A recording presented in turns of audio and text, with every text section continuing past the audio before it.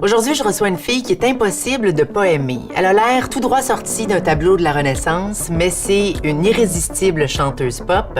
De la Patère Rose à sa carrière solo, elle nous prend par les tripes, par le cœur, par la tête, par le plancher de danse. Elle est Fanny Bloom.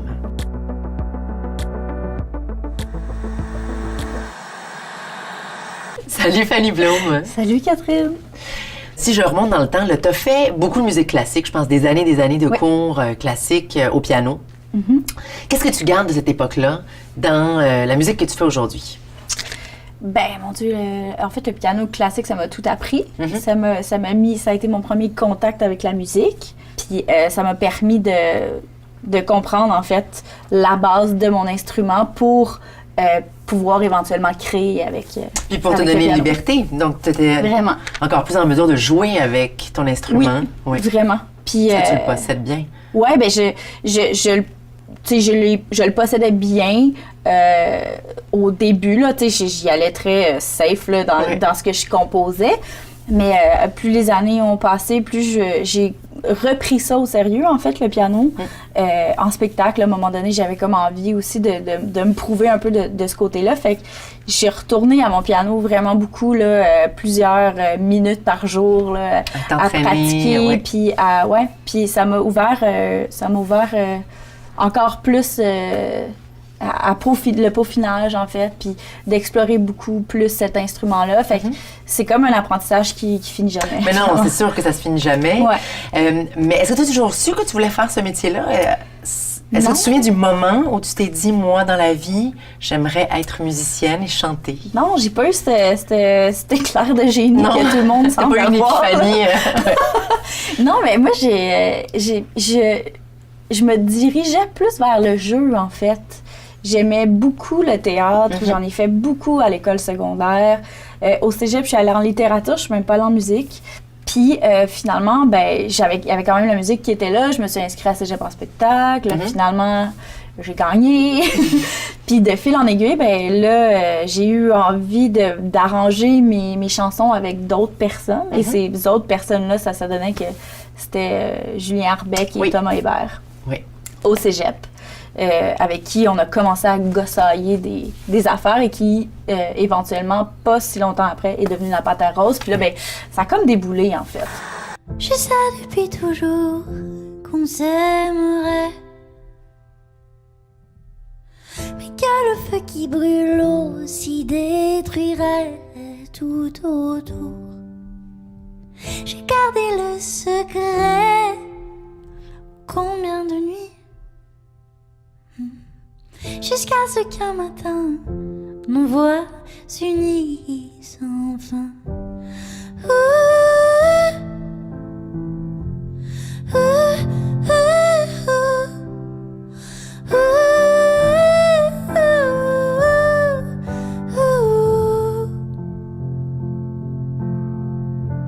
J'ai l'impression que tu as deux pôles à plusieurs niveaux, parce que tu sembles être une fille qui profite quand même de la solitude, justement, de ton moment toute seule avec ton instrument, d'être seule sur scène au piano.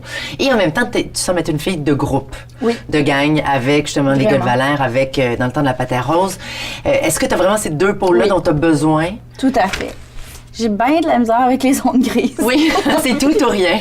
Oui, c'est un peu ça pour tout, en fait, dans tous les aspects de ma vie. Fait que ça se reflète beaucoup. Puis je le sais que ça a été, tu sais, mettons, la Patère Rose, si je réécoute ça, il n'y a pas de chansons du milieu, c'est comme ça que je les appelle, là. C'est soit, là, je m'arrache le cœur, puis là, c'est donc bien intense, c'est nostalgique, ou genre, on sort les paillettes, puis le feu d'artifice explose, mais comme dans le milieu, Et toi, comme Fanny Bloom, tu fais ça aussi? Tu es capable d'être grave et vraiment plus épurée et plus dramatique toute seule au piano. Et tu es capable aussi de la totale paillette. Là. On sort la boule miroir puis on monte ses tames. Là. Tout à fait. Mais j'ai ça qui vit en dedans. Puis c'est ça a été, à un moment donné, je me questionnais. Je disais, voyons, qu'est-ce que je suis finalement? T'sais? Puis j'avais bien de la misère à comme accepter que ça pouvait être ces deux affaires-là contraires, en fait, qui m'habitaient constamment, tu sais. Et que tu peux faire les deux. Ouais. Mais là, je pense qu'avec le dernier album, j'ai un peu réglé ça. en moi-même, en tout cas. Oui. Je sais pas comment les autres le perçoivent, là, mais moi, j'écoute cet album-là, puis je fais, bon, là, je pense que j'ai fait la paix avec ça, puis musicalement, je respire avec tout ça. Voilà, t'es bien, là. Oui. J'en ai passé des jours et combien de nuits à nourrir cet amour pour qu'il grandisse, pour briser le silence. Ce que les autres pensent, pour que nos cœurs s'élèvent, s'élèvent. Veux-tu m'accorder cette danse?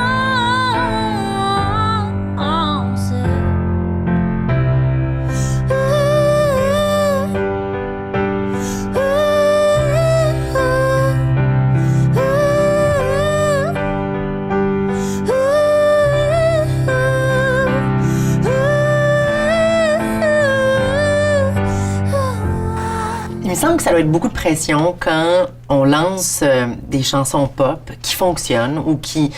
Les gens semblent dire, par exemple, bon, Piscine, je pense à Piscine, qui était la chanson de l'été. Les gens la citaient beaucoup comme la chanson de cet été-là. Ouais. Il me semble que ça doit être beaucoup de pression après pour refaire des chansons pop qui créent beaucoup d'effets.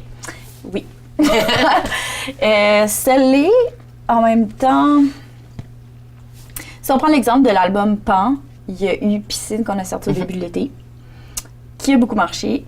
Et après ça, à l'automne, on a sorti Danse. Puis après ça, on a sorti aussi une chanson qui s'appelle Évidemment, qui a été remixée par Claude Bégin.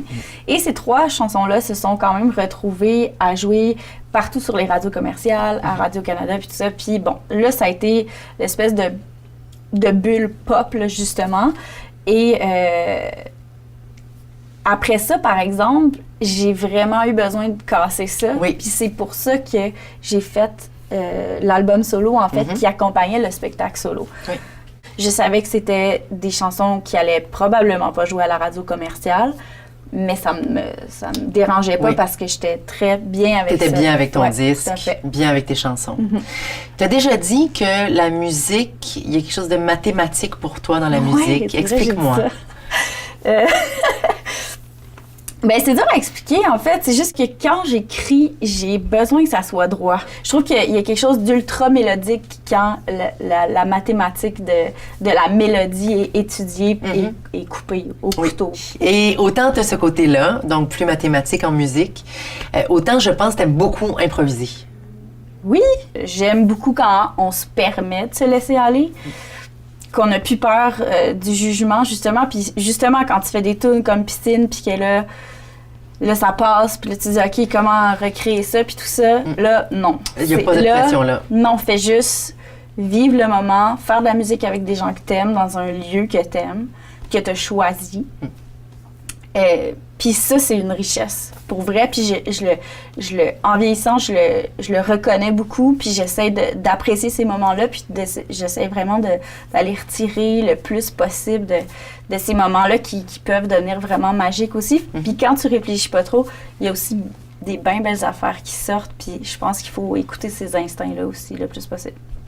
Tu vas chanter Pauline Julien, oui, qui est une chanteuse hyper importante dans l'histoire de la musique au Québec, qui a beaucoup marqué, qui a été vraiment majeure, mais qui, je crois, n'est pas très connue de la nouvelle génération. Pourquoi, d'après toi? Effectivement, je sais pas pourquoi elle n'est pas plus connue que ça, parce que sérieusement, là, j'ai écouté plusieurs enregistrements, puis là, je me concentre sur les tunes que je vais faire, puis et là, je suis comme en train de tomber en amour. Là. Oui. Vraiment, là, je suis dans la phase de ah ouais, c'est comme passionnel là, en ce moment. Puis il y a comme... Elle a quelque chose d'un peu d'Édith Piaf québécoise. Là. Il y a tellement... Là, je sais pas comment l'expliquer. Il y a quelque chose dans sa voix qui est écorché, vif. Là. Oui. Qui vient m'égratigner. Tu le sens presque physiquement. Oui, pour vrai. Oui, puis je me dis, voyons, il me semble j'ai une culture musicale. Qu'est-ce qui se passe avec ça? Oui. Puis là, je suis contente qu'il y ait un moment, qu'il y ait un spectacle comme ça dans une grande salle. C'est quand même un spectacle à grand déploiement. Je suis contente. Avec plein de beaux mondes aussi, Oui. là, j'en nomme quelques-unes, là, mais Sophie Cadieux, Claude Pelgang, Queenca, Louise Latraverse, bref, vous allez être une très belle gang sur scène, ouais. Vraiment, puis on va aussi le tourner un peu, Oui. ce spectacle-là, en 2019. Fait que je trouve ça le fun de mettre des énergies sur quelque chose qui va être vu, qui va être entendu aussi après, puis espérons qu'on puisse la ramener un peu au goût du jour. Chanter les autres, Oui. c'est quoi comme défi pour une auteure, compositeur, interprète? Ben ça dépend c'est qui l'autre. Mais moi, j'adore ça. J'aime beaucoup qu'on me demande de réinterpréter des chansons. Ça me fait découvrir plein d'affaires. Puis j'ai la chance d'être invitée aussi pour chanter les autres. Fait que je la saisis, cette occasion-là. Puis je pense qu'il y a beaucoup d'artistes qui ont fait des bien belles affaires. Fait que je trouve ça le fun de les ramener puis de les chanter. J'ai pas... Est-ce que c'est le même sentiment quand tu interprètes une chanson d'un autre qu'une des tiennes? C'est pas pareil. Non. Mais j'aurais de la misère à dire c'est quoi la différence. Mais c'est que tu veux rendre justice à quelque chose, tu sais. Surtout quand t'es bien en amour avec la chanson. Oui. Tu trouves ça plate de la manquer. Oui. Puis j'imagine que quand on se plonge dans un répertoire, quand on a interprété des chansons, t'as pas le choix de tomber un peu amoureux. là. C'est comme un acteur qui dit qu'il faut que t'aimes ton rôle. Ouais, ouais. Même quand c'est un rôle de méchant, il faut que t'aimes ton personnage. Je pense que t'as pas le choix. T'as pas le choix, sinon tu transmettras rien à la personne qui va t'écouter, tu sais. Puis, mais il y a plein de chansons qui sont faciles à aimer, tu sais. Puis je trouve qu'on a beaucoup de richesse partout, là. Fait que moi, j'ai pas de problème à réinterpréter les autres. Puis au contraire, en fait, j'ai l'impression que ça m'apprend aussi beaucoup sur moi-même parce que souvent, quand je réinterprète, ben je suis au piano, fait que ça me force à voir c'est quoi la suite d'accords, puis essayer de comprendre. Ah, c'est intéressant, là, cette personne-là a fait ça. Moi, j'aurais jamais pensé à faire ça. Puis après ça, ben, tu piques des affaires. Tu fais tes trucs. Fait que je trouve ça assez enrichissant. OK, donc j'ai ici des objets qui devraient évoquer quelque chose pour toi. Ça, c'est une photo de Chili Gonzalez. Oui. On t'a demandé de choisir une chanson fétiche que t'aimes beaucoup, que t'écoutes beaucoup, et c'est Apology de Gonzalez. Oui, exactement. Pourquoi? Ouais. Ben, j'ai commencé à écouter cet artiste-là parce que, tu sais, il y a comme plusieurs projets. Là. Oui.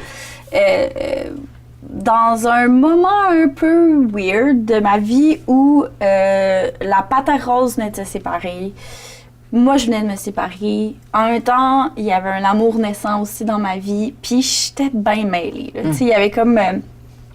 c'était comme une espèce de tourbillon, puis je voyais pas vraiment clair, puis cette chanson-là, Apology, est arrivée, puis il y a quelque chose dans le son, la chanson qui commence, puis c'est comme calme, on dirait un mantra, tu sais, puis c'est... il y a juste un petit peu de piano, puis « It's a good, good day for an apology and I don't know why you're still talking to me ». Puis il y a comme quelque chose là-dedans qui était de l'ordre de la comptine. En même temps, il est super cru dans le texte de cette chanson-là, puis je me suis pitchée là-dessus comme une bouée de sauvetage, puis ça a vraiment... je l'ai écouté, ça m'a beaucoup aidée, comme quoi, moi aussi, je m'aide par la musique. Voilà. Fait que, ouais, j'associe ça à comme quelque chose d'une époque assez rough, mais avec cette chanson-là, c'était comme un baume là, sur cette période, ouais. Merci, Gonzalez. Ah oui, merci beaucoup.